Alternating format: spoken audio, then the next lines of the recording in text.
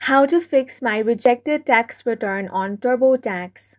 Hi guys, welcome to our channel. Let's begin. If your tax return was rejected in Turbotax, you can fix and resubmit it easily. The first thing you want to do is find out why your return was rejected. Some common reasons are incorrect AGI, mismatched social security number, dependent already claimed, or incorrect employer info. Now, you want to log into your Turbotax account. Turbotax will display a message about the rejection. Click on Fix My Return. Now, you want to fix the rejected issue and resubmit it, which means if your AGI is incorrect, you want to find your AGI on line 11 of the form 1040. Then you simply want to correct that.